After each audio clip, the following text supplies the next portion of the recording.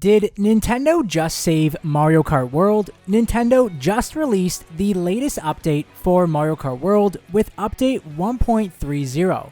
And man, are there some big changes that they decided to add. Before we get started, be sure to click subscribe and click that bell to get notifications on all upcoming Nintendo content. Now, of course, the biggest change in this update was the increased frequency in lap type courses being available as a selective option when playing versus mode. This change is what everyone wanted when it came to Mario Kart World, but sadly, it almost feels as if it's too little too late for Mario Kart World to incorporate this change into the game, as many fans of the game have put the game down. But that will be a discussion for a totally different video. But one of the main reasons why many fans of the series had put the game down was due to this feature not being available when the game initially launched. Whereas if you were to play online, you would basically be forced to play intermission tracks unless you selected random. However, Nintendo basically removed this feature entirely in its last update, resulting in players to resort to private lobbies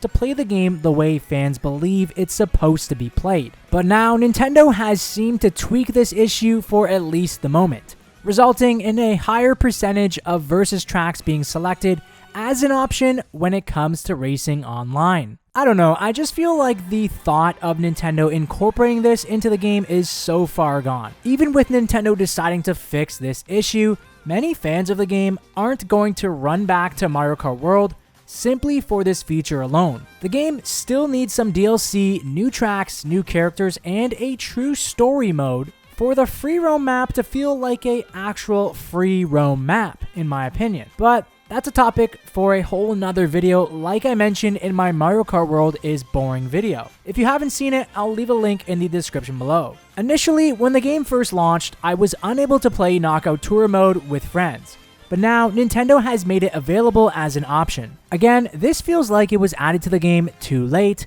as these are options that should have been incorporated into the game from the very beginning, and not 4 months later after the game's initial launch. Up to 2 players can now play free roam mode while playing split screen when playing online, whereas before you would only be allowed to have 1 player roaming around the map while you waited to join an online lobby. Personally, I haven't played split screen at the moment, but I can see why Nintendo wanted to fix this change. Why would you have your friend or partner waiting for the race to start while you just roamed around the map? Again, Nintendo, this made no sense. Finally, Nintendo made it so that you can see the locations of the P-Switch buttons and the Peach medallions that you've collected so far on the map. This is something that I am happy to see Nintendo included in Mario Kart World, as this feature was long overdue, just like all the other updates on this list. They made it so that you could see the different character variations that you unlocked so far in the game, question block panels, and now Peach medallions and P-Switch buttons. This feature being added just makes sense. And again, like almost everything in this update, are features that should have been added to the game in the first place. Also, with this, you can now select one of these P-switches and travel towards the location of the P-switch. And with the P-switch, you can also see your high score if you hover over a certain switch, and see which switches that you haven't hit yet. For some reason, you can't hover over the Peach medallions and see which ones you haven't acquired, which is kind of weird. For them to include this option in the P-switch buttons, but not the Peach medallions, is odd. And the question block panels are still hidden on the map, unfortunately. Hopefully we see this feature get added with the question block panels going forward, but I think these options are great for the game, as these features make the game feel more like a single player open world game